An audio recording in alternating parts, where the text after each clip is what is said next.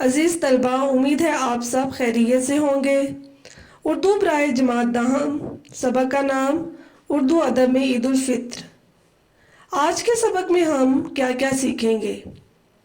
مصنف کا تعارف، تہوار کسے کہتے ہیں، عید الفطر کی اہمیت، مضمون اور افسانہ، سبق کا خلاصہ، عبارت کی تشریح، مشقی سوالات کا حل، اسم علم کی اقسام۔ اس عنوان کو لکھنے والے ہیں ڈاکٹر وحید قریشی، جو کہ 1925 میں پیدا ہوئے اور 2009 میں انتقال پا گئے۔ ڈاکٹر وحید میاں والی میں پیدا ہوئے، اصل نام عبدالوحید تھا۔ انہوں نے اعلیٰ تعلیم حاصل کی۔ ان کا زیادہ تر سرمایہ ادب تنقیدی کتب پر مشتمل ہے۔ اگرچہ وہ اردو اور فارسی میں بھی شعر کہتے تھے، لیکن ان کی بنیادی حیثیت نکات کی ہے۔ ان کی تصانیف میں نظر غالب، ادب کا تحقیقی مطالعہ، اقبال اور پاکستانی قومیت وغیرہ ہیں۔ ڈاکٹر وحید قریشی کی ادبی خدمات۔ پاکستان سے تعلق رکھنے والے اردو ادب کے نامور نقاد، شاعر، ماہر لسانیات، معلم اور پروفیسر تھے۔ حکومت پاکستان نے ڈاکٹر وحید کو ان کی ادبی خدمات کے اعتراف پر صدارتی اعزاز برائے حسن کارکردگی سے نوازا۔ اب ہم آتے ہیں اپنے عنوان کی طرف۔ سب سے پہلے ہم یہ جان لیتے ہیں کہ تہوار کسے کہتے ہیں۔ تہوار کو مذہبی یا کوئی اور تقریب بنانے کا دن، خوشیاں منانے کا موقع کہا جاتا ہے۔ پاکستان میں منائے جانے والے مذہبی تہوار شب معراج، شب برات، عید الفطر، عید الاضحیٰ، عید میلاد النبی وغیرہ۔ عید کے کیا معنی ہیں؟ عید کے معنی خوشی یا مسرت کے ہیں۔ خوشی یا مسرت کا وہ دن جو بار بار لوٹ کر آئے، عید کہلاتا ہے۔ عید الفطر مسلمانوں کا مذہبی تہوار ہے جو ہر سال نہایت عقیدت اور احترام سے منایا جاتا ہے۔ یہ تہوار یکم شوال کو منایا جاتا ہے۔ یہ سبق ایک مضمون ہے۔ مضمون اور افسانہ میں کیا فرق ہوتا ہے؟ مضمون کسی مقررہ موضوع پر اپنے خیالات، جذبات کا تحریری طریقہ اظہار مضمون کہلاتا ہے، اور افسانہ فرضی کہانی کو کہتے ہیں۔ اصطلاح میں یہ لوک کہانی کی ہی ایک قسم ہے۔ اب ہم آتے ہیں ہمارے موضوع کی طرف، اردو ادب میں عید الفطر، کہ اردو ادب میں عید الفطر کی کیا اہمیت ہے، یا اردو ادب میں عید الفطر کو کس طرح بیان کیا گیا ہے۔ پہل عید الفطر پر لکھی گئی نظموں کی تعداد کم تھی، کیونکہ اس موضوع پر لکھنے کے لیے مواد بہت کم تھا۔ اردو کی غزلیہ شاعری محبوب سے روز عید کی ملاقات تک محدود رہی، مگر 1857 کے بعد اس موضوع میں وسعت پیدا ہوئی، پھیلاؤ آیا، اس موضوع پر زیادہ لکھا جانے لگا اور اسے قومی احساسات کے اظہار خیال کا ذریعہ بنایا گیا۔ اسے مسلمانوں کے رہن سہن، ان کی سوچ، نقش و نگار، کسی خطۂ زمین کے حالات سے ملا دیا گیا۔ شعراء نے جب ان خیالات کو پیش کیا تو یہ موضوع کئی سمتوں میں پھیل گیا۔ اردو ادب میں اسلامی اقدار اور روایات کے تحفظ کے عمل کو شدید سے شدید تر کر دیا گیا۔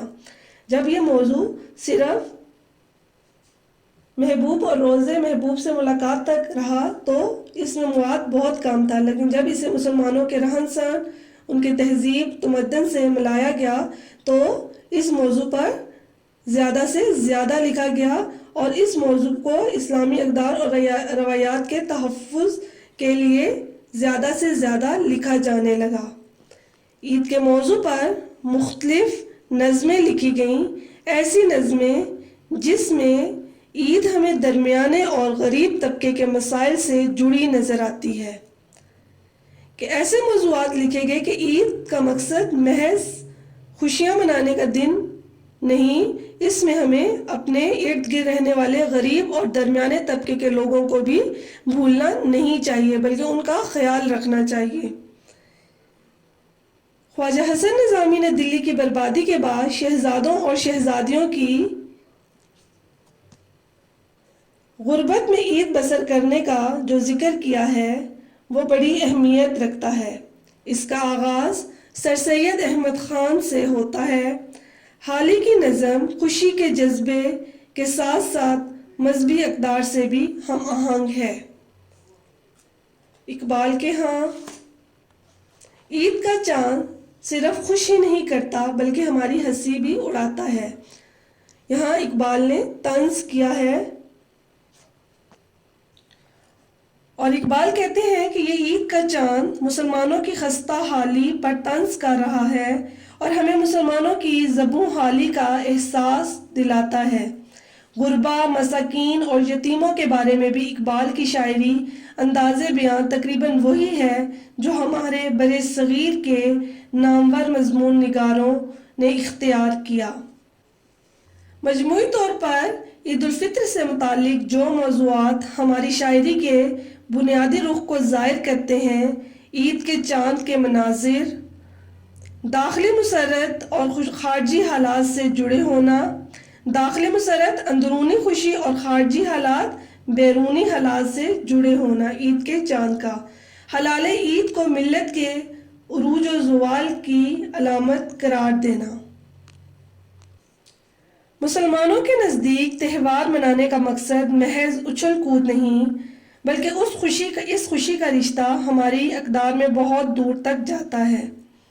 اردو شعراء کی تخلیقات کا تعلق ہمارے داخلی رویوں کے ساتھ بہت گہرا ہے۔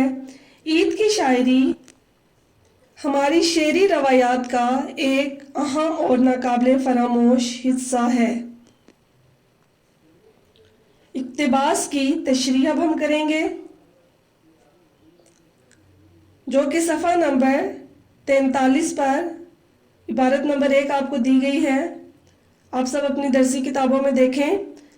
اقبال کے ہاں ہلال عید صرف ہمیں خوش ہی نہیں کرتا، ہماری ہنسی بھی اڑاتا ہے۔ یتیموں کی عید کے بارے میں بھی اقبال اس رویے کی عکاسی کرتے ہیں جس پر نثر نگار بھی خامہ فرسائی کرتے رہتے ہیں۔ یاد طفلی علامہ اقبال کو عید کے چاند کی تصویر کشی پر مجبور کرتی ہے اور وہ منظر کشی والے رجحان کی طرف مائل ہو جاتے ہیں۔ پیارے طلبہ، ہم اس عبارت کی تشریح کریں گے۔ مشکل الفاظ کے معنی سب سے پہلے ہم دیکھ لیتے ہیں۔ نثر نگار، مضمون نگار، خامہ فرسانی کرنا، تحریر کرنا، تصویر کشی، منظر نگاری، مائل ہونا، متوجہ ہونا، اور ہلال عید، عید کا چاند۔ اس سبق کا نام ہے اردو ادب میں عید الفطر اور اس کو لکھنے والے ہیں ڈاکٹر وحید قریشی۔ سیاق و سباق: اس مضمون میں ڈاکٹر وحید قریشی نے عید الفطر اور اسلامی تہذیب و تمدن، معاشرت اور رسوم و رواج پر روشنی ڈالی ہے، کیونکہ جب برِ صغیر میں اردو شاعری کا آغاز ہوا تو عید کے موضوع پر بھی احاطہ شاعری ہی میں لایا گیا، مگر اس ابتدائی دور میں شاعری محض عید کے چاند، ہلال و ابرو، محبوب سے روز عید کی ملاقاتیں تک ہی محدود رہی۔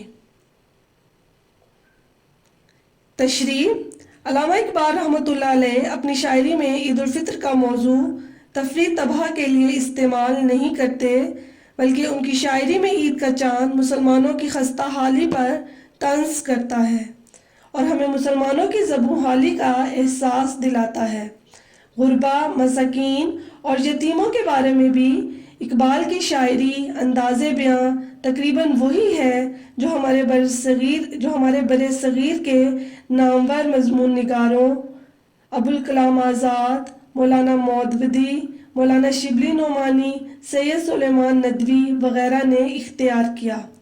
عید الفطر کے حوالے سے علامہ اقبال کو بچپن کی یادیں عید کے چاند کی روایتی منظر کشی پر ابھارتی ہیں، اور وہ اپنی شاعری میں ظاہری تصویر کشی اور لطیف جذبات کے اظہار والے رجحان کی طرف رجوع کرتے ہوئے نظر آتے ہیں۔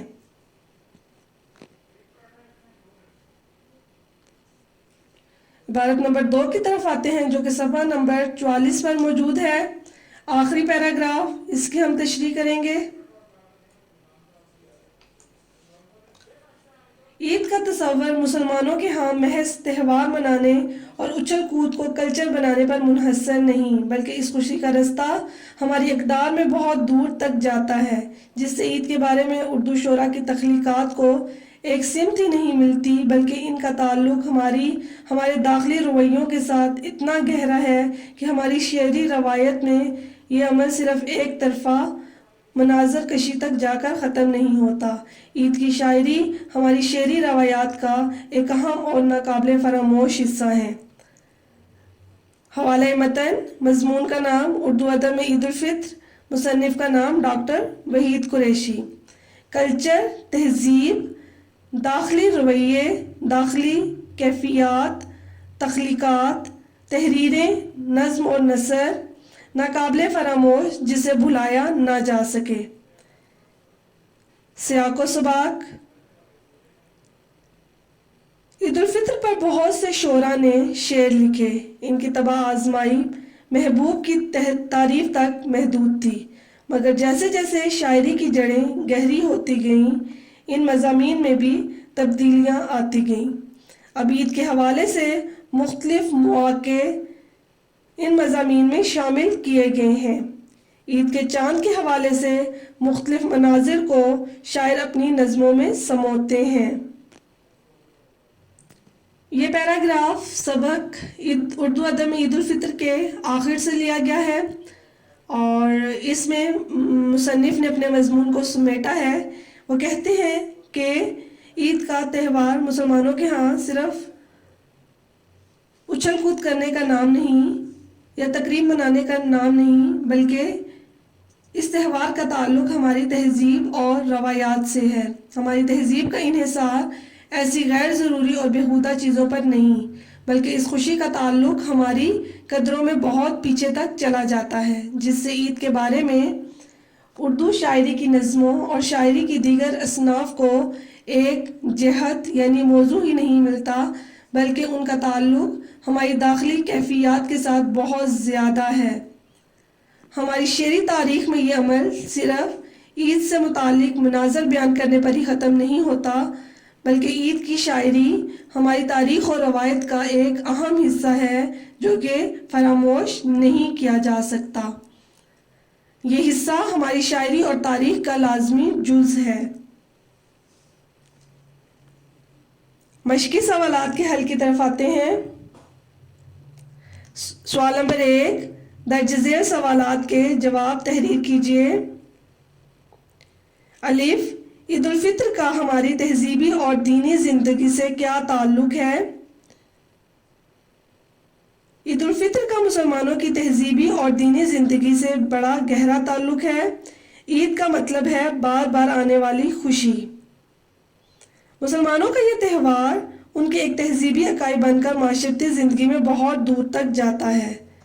عید کو محض خوشی یا عید کے چاند کو محض سال میں ایک بار جھلک دکھلا کر غائب ہو جانے کے حوالے سے دیکھنے کی بجائے اسے مسلمانوں کی تہذیبی اور فکری زندگی کے وسیع تر جغرافیے سے ملا دیا گیا۔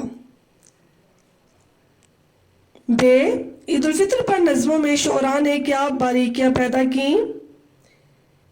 شعراء حضرات نے عید کے موضوع میں نئی نئی باریکیاں پیدا کر کے اسے ادبی خوشی کے ملے جلے جذبات تک لے گئے۔ ج، اس سبق کی روشنی میں اردو شعراء نے عید الفطر کے جن متعدد پہلوؤں پر اظہار خیال کیا ہے، ان میں سے کوئی سے 3 پہلوؤں کے نام لکھیے۔ عید کے چاند کو مناظر کے حوالے سے بیان کرنا، عید کو داخلی مسرت اور خارجی حالات سے منسلک کرنا، اور ہلال عید کو ملت کے عروج و زوال کی علامت کے طور پر قبول کرنا۔ دال، عید الفطر کے موقع پر شہزادوں اور شہزادیوں کا ذکر کرتے ہوئے خواجہ حسن نظامی نے کیا نکتہ اجاگر کیا ہے؟ خواجہ حسن نظامی نے عید الفطر کے موقع پر شہزادوں اور شہزادیوں کا ذکر کرتے ہوئے دینی جذبے کی شدت اور مذہبی امور سے گہری وابستگی کو ظاہر کیا ہے۔ سوال نمبر 2، اردو شعراء نے ہر دور میں عید الفطر کو موضوع سخن کیوں بنایا؟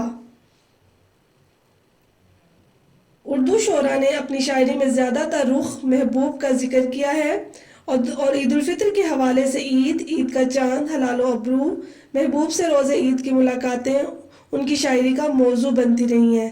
جیسے جیسے اردو شاعری میں پھیلاؤ آیا اور غزلوں کی بجائے نظموں کی طرف توجہ تیز ہو گئی تو عید کے موضوع میں بھی اشاراتی اور علامتی امکانات زیادہ اجاگر ہوئے۔ اس طرح عید الفطر پر کثرت سے لکھی گئی نظموں میں عید سے متعلقہ موضوعات پیش کیے گئے۔ یہی وجہ ہے کہ اردو شعراء نے ہر دور میں عید الفطر کو موضوع سخن بنایا۔ سوال نمبر 3، کون سی چیز اقبال کو عید کے چاند کی تصویر کشی پر مجبور کرتی ہے؟ یاد طفلی علامہ اقبال کو عید کے چاند کی تصویر کشی پر مجبور کرتی ہے۔ ماہ سیام گیا اور روز عید آیا، یہ اردو کے کس معروف شاعر کا مصرع ہے؟ یہ مصرع مولانا الطاف حسین حالی کا ہے۔ سوال نمبر 8، مصنف نے عید کا تعلق تہوار کے علاوہ کس سے جوڑا ہے؟ فکری زندگی کے خد و خال اور اسلامی اقدار کی پاسداری سے عید کے تہوار کا تعلق جوڑا ہے۔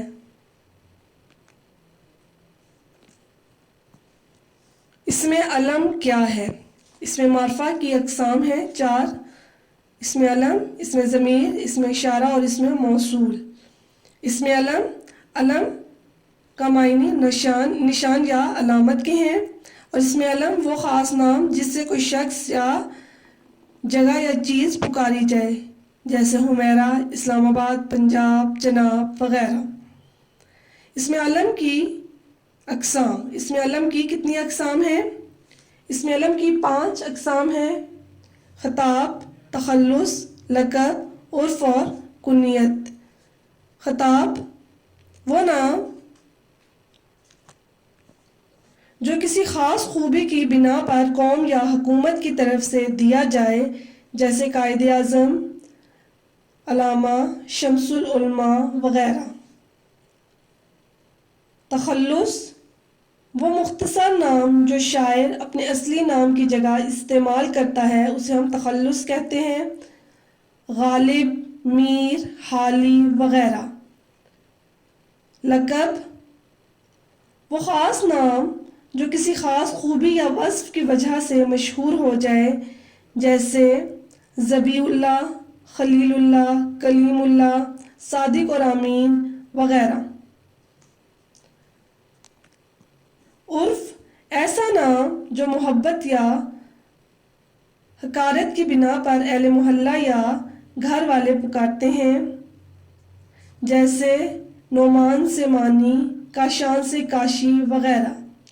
اور کنیت وہ نام جو ماں باپ، بیٹا بیٹی کی نسبت سے پکارا جائے، جیسے ابن مریم، مریم کا بیٹا، ابن خطاب، خطاب کا بیٹا، ام کلثوم، کلثوم کی ماں، بنت حوا، حوا کی بیٹی وغیرہ۔